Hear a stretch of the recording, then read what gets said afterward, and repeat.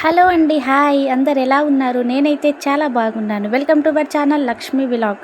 ఈరోజు మీకు నేతి బీరకాయలు ఎలా వండాలో చూపిస్తాను. చూడండి, ముందుగా అయితే బీరకాయ పొట్టు అయితే ఈ విధంగా అయితే తీసుకోవాలి. ఇలా మెల్లమెల్లగా అంటే ఇట్లా చాకుతో తీసేసుకుంటే అయితే సరిపోతుంది. ఇక ముక్కలు ముక్కలు చేసి దాన్ని చిన్న చిన్నగా పీసుగా అయితే కట్ చేసుకుందాం. చూసారు కదండి, ఇలా చిన్న చిన్న పీసుగా అయితే కట్ చేసుకోవాలి.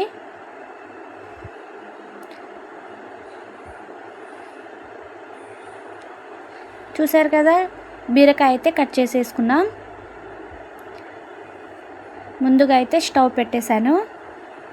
దాంట్లో ఒక 2-3 టేబుల్ స్పూన్స్ ఆయిల్ అయితే వేసుకోవాలి.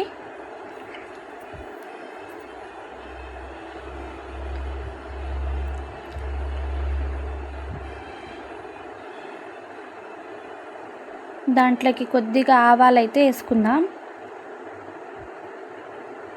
మీరు జీలకర్ర కావాలంటే జీలకర్ర కూడా వేసుకోవచ్చండి. ఎందుకో నాకు ఆవాలు ఆవాలే వేయాలని అనుకున్నాను కాబట్టి నేను ఆవాలు అయితే వేసాను. మీరు జీలకర్ర వేసుకోవాలనుకున్న జీలకర్ర ఆవాలు రెండు కలుపుకొని వేసుకోవచ్చు.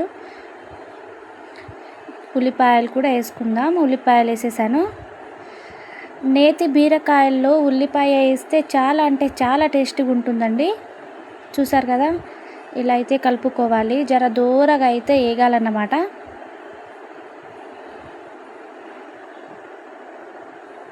కొద్దిగా అయితే సాల్ట్ కూడా వేస్తున్నాను.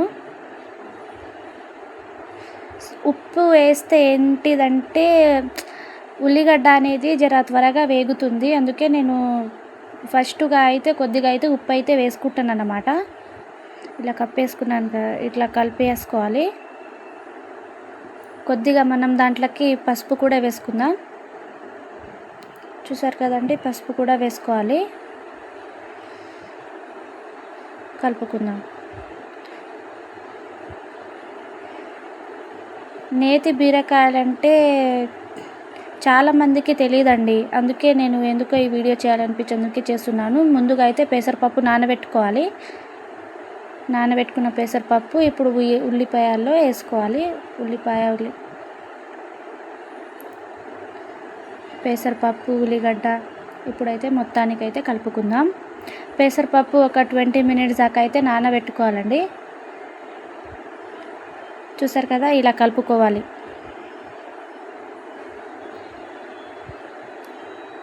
ఇప్పుడు మళ్ళీ మనం మూత అయితే పెట్టుకుందాం. చూసారు కదా, తీసి చూస్తే కింద మాడినట్టుగా ఉంటుంది. అందుకే నేను మళ్ళీ అయితే కలుపుకుంటున్నాను అన్నమాట. చూడండి, ఈ విధంగా అయితే కలుపుకోవాలి, లేకపోతే కింద అనేది అంటుకుంటుంది.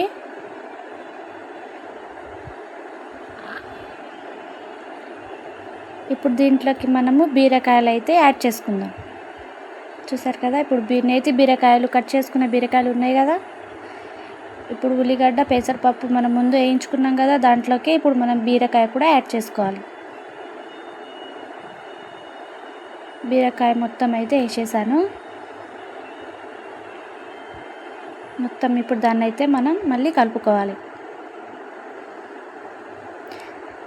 చూసారు కదండి, మంచిగా కలుపుకోవాలండి. ఎందుకంటే మళ్ళీ కింద మాడిపోతుంది.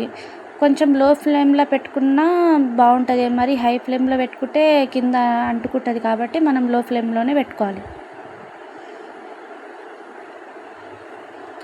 ఈ విధంగా కలుపుకోవాలి. చూసారు కదండి, ఈ విధంగా కలుపుకున్న తర్వాత ఒక జరసేపు అయితే మళ్ళీ మనం మూత అయితే పెట్టుకుందాం. ఒక 2 టమాటాలు తీసుకున్నాను, కట్ చేసుకొని పెట్టుకున్నాను పక్కకి. మూత తీసి చూస్తే చూసారు కదండి, ఆ బీరకాయలో వాటర్ అనేది వచ్చేస్తుందన్నమాట. మనము వాటర్ తర్వాత కొద్దిగా వేసుకోవాలి. ఎందుకంటే పెసరపప్పు ఉడకాలంటే మనం కొద్దిగా వాటర్ వేసుకోవాలి. ఇప్పుడు దీంట్లోకి మనం కట్ చేసుకొని పెట్టుకున్న టమాటాలు కూడా వేసేసుకుందాం. చూసారు కదా, ఈ విధంగా అయితే మళ్ళీ కలుపుకోవాలి.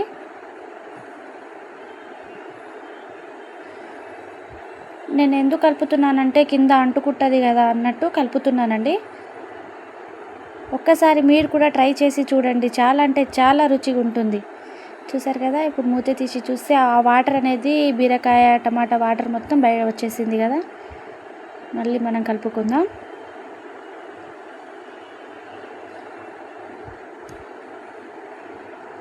ఈ విధంగా కలుపుకోవాలి.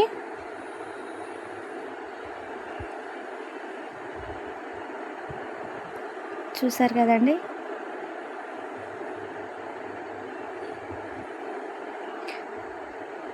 ఇలా కలుపుకుంటే జర కింద మాడకుండా ఉంటుందని కలుపుతున్నాను.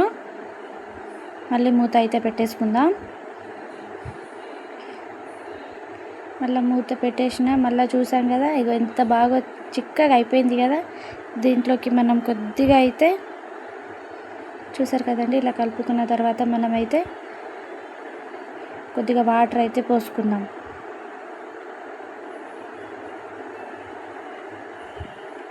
కారం, పసుపు అన్నీ వేసేసుకున్నాం కదా. వాటర్ పోసుకొని ఇప్పుడైతే మూత పెట్టేద్దాం మళ్ళీ.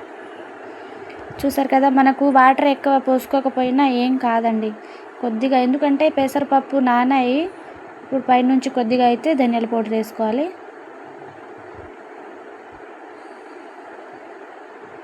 ధనియాల పౌడర్ వేసుకున్నాం కదా, జరసేపు అయితే ఇట్లా కలుపుకోవాలి. చూసారు కదండి ఎంత బాగా వచ్చిందో. మొత్తానికైతే బీరకాయ కూర రెడీ అయిపోయింది. ఇలా కలుపుకోవాలి.